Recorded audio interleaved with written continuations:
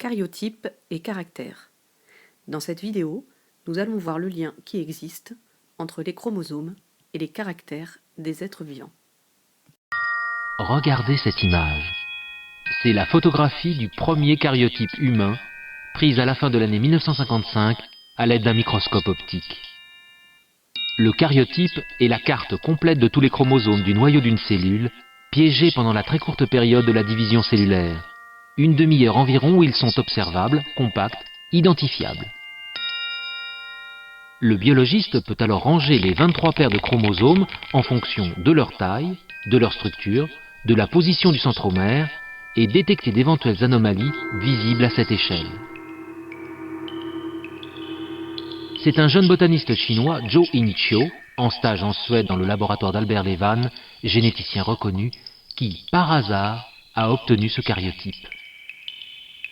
Il a mis de l'eau distillée à la place du sérum physiologique et les chromosomes ont été dispersés dans la préparation, ce qui les a rendus plus visibles qu'auparavant.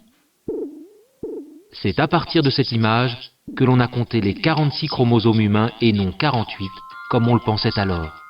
Une vraie révolution. La technique est désormais utilisée en routine sur des milliers de prélèvements chaque année en diagnostic prénatal. Le caryotype permet de déterminer le sexe.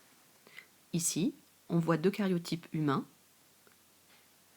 La dernière paire de chromosomes s'appelle la paire de chromosomes sexuels.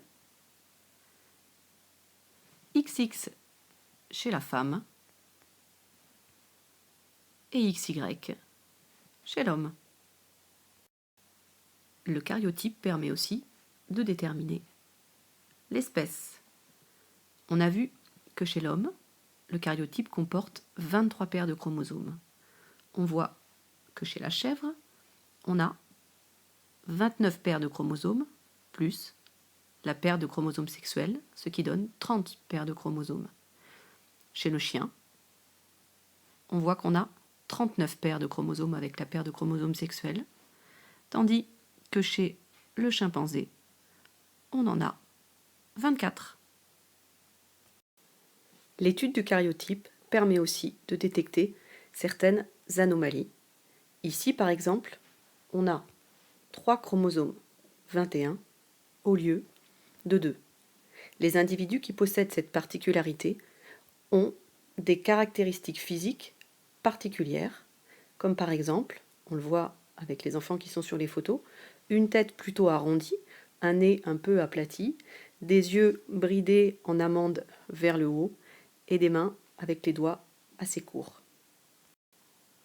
La trisomie n'est pas une maladie, c'est une différence. Et comme le rappellent judicieusement les affiches, la différence est une chance.